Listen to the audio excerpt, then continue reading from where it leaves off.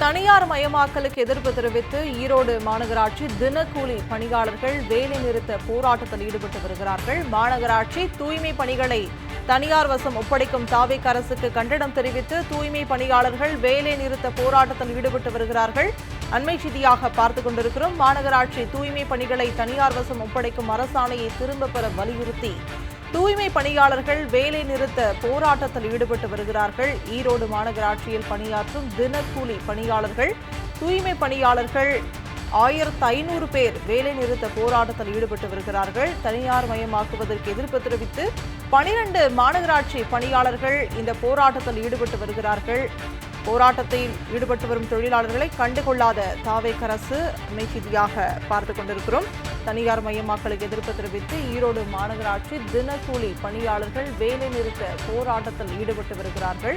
தனியார் மயமாக்கலுக்கு எதிர்ப்பு தெரிவித்து 12 மாநகராட்சி பணியாளர்கள் போராட்டத்தில் ஈடுபட்டும் அதனை தாவேக் அரசு கண்டுகொள்ளாமல் அலட்சிய போக்கினை கடைபிடித்து வருகிறது.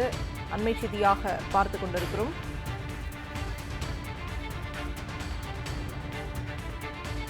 தனியார் மயமாக்கலுக்கு எதிர்ப்பு தெரிவித்து ஈரோடு மாநகராட்சி தினக்கூலி பணியாளர்கள் வேலை நிறுத்த போராட்டத்தில் ஈடுபட்டு வருகிறார்கள். அண்மை செய்தியாக நாம் பார்த்துக் கொண்டிருக்கிறோம். இது தொடர்பான கூடுதல் விவரங்களை ஈரோடு செய்தியாளர் பழனிசாமியிடம் கேட்கலாம். வணக்கம் பழனிசாமி. மாநகராட்சி தூய்மை பணிகளை தனியார் வசம் ஒப்படைக்கும் தாவேக் அரசுக்கு கண்டனம் தெரிவித்து தூய்மை பணியாளர்கள் வேலை நிறுத்தத்தில் ஈடுபட்டு வருகிறார்கள். இது தொடர்பான விவரம் என்ன? வணக்கங்க சந்தியா. ஈரோடு மாநகராட்சி பொறுத்த மட்டும் 60 வார்டுகள். இதுல பாத்தீங்கன்னா தினசரி 4 டன் குப்பைகள் சேரும். அதை பூரா அகற்றினா தான் அடுத்த நாள் காலையில மறுபடியும் குப்பைகளை எடுக்கிறது வசதியா இருக்கும்.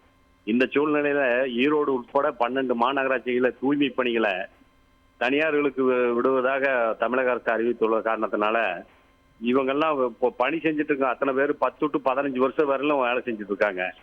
தங்களை எப்போவாவது நிரந்தரம் பண்ணுவாங்க அப்படின்னு சொல்லிட்டு எதிர்பார்த்து வாழ்க்கையே இதுக்காக அர்ப்பணிச்சு தூய்மை பணியில ஈடுபட்டு வந்தவங்க சுமார் 1500 பேர் இன்னைக்கு இந்த தமிழக அரசு வெளியிட்டுள்ள இந்த அறிக்கையினால மிகவும் அதிர்ச்சி அடைஞ்சு போய் தங்களுடைய வாழ்வாதாரமே பாதிக்கப்படும் சொல்லிட்டு தங்களுடைய கோரிக்கையை வலியுறுத்தி இன்னைக்கு மாநகராட்சியினுடைய தூய்மை பணியில ஈடுபடாம ஈரோடு மாநகராட்சி அலுவலகத்துல வேலை நிறுத்த போராட்டத்திலே ஆர்ப்பாட்டத்திலே ஈடுபட்டு இருக்காங்க.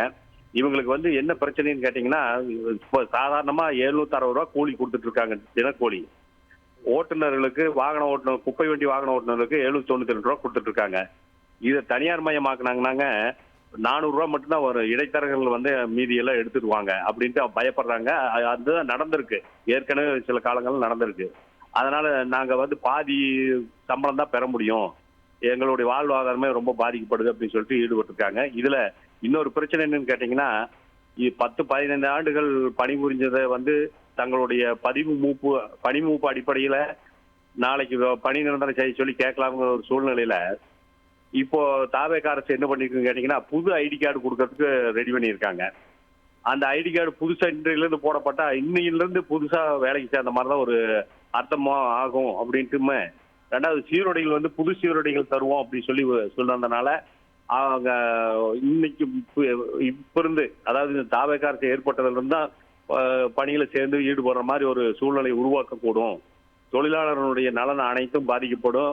அவங்களுடைய பலன்கள் எதுவுமே பெற முடியாது, பதவி உயர்பட முடியாதுன்னு சொல்லிட்டு தங்களுடைய கோரிக்கை வலியுறுத்தி இன்னைக்கு 1500 பேர் வேலை நிறுத்த போராட்டத்தில் ஈடுபட்டு மாநகராட்சி அலுவலகம் முன்பு ஆர்ப்பாட்டத்தில் ஈடுபட்டு இருக்காங்க சந்தியா.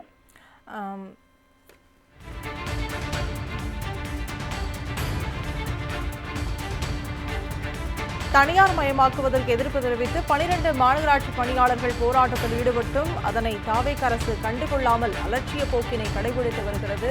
கூடுதல் விவரங்களை வழங்கியதற்காக நன்றி பழனிசாமி.